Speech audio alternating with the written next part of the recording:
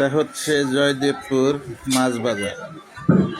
আজ শুক্রবার, জুমার নামাজের পর ভাবলাম মাছ ক্রয় করা প্রয়োজন, তাই বাজারে এসেছি।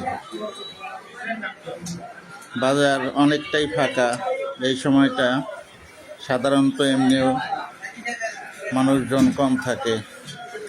তারপরে আবার টঙ্গী বিশ্ব ইজতেমার প্রথম দিন, জুমার নামাজে শরীক হওয়ার জন্য অনেক মানুষ টঙ্গীর ময়দানে চলে গিয়েছে।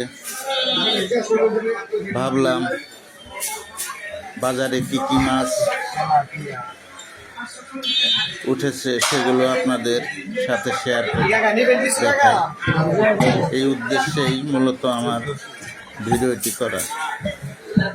দেখতে থাকুন। এটা দেখা যাচ্ছে এটা বেলাই বিলের মাছ,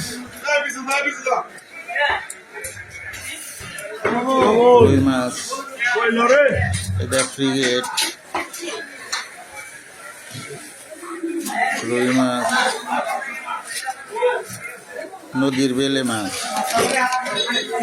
বোয়াল মাছ, সরপুঁটি, রূপচাঁদা মাছ,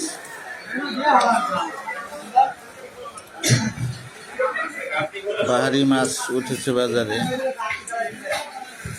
ক্রেতা খুবই কম। সাধারণত এই সময়টায় ক্রেতা না থাকারই কথা। দেশি চিংড়ি মাছ, কার্ফু মাছ,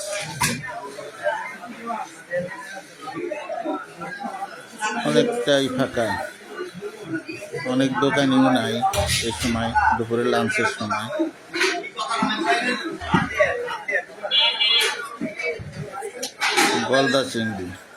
গলদা চিংড়িগুলো বেশ বড় আছে, তাজা।